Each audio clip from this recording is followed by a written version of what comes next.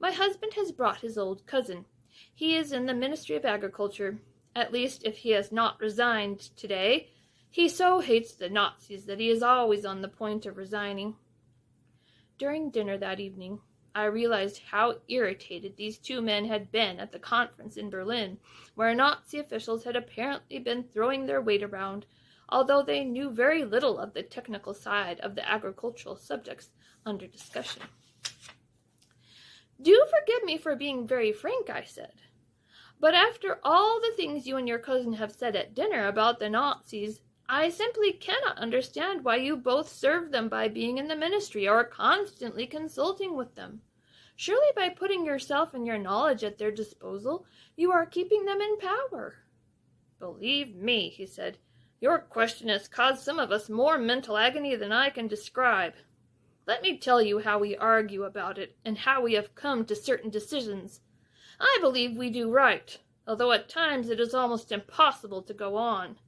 My brother, as you know, is in the ministry, and I may say is very valuable to the ministry, because he has so many years of experience.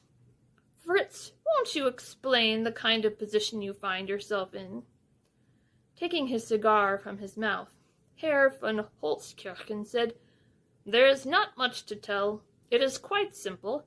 I now have a young Nazi aged about 26 at the head of my office.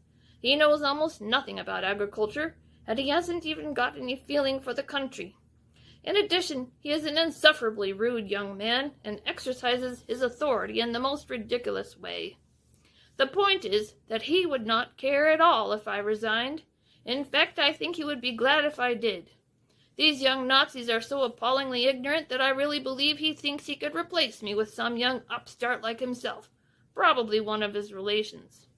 The question now is, what will happen to agriculture in this country if this sort of thing goes on too long?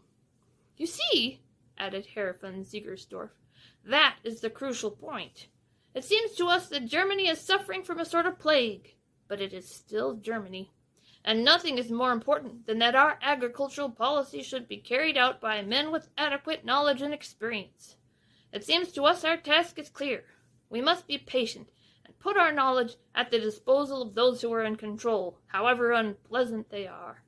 We believe that Germany must survive this political crisis, but after all the economic difficulties we have had to face, it is essential that anyone who knows anything about food production or land reclamation should serve his country, and not just retire because it is so difficult."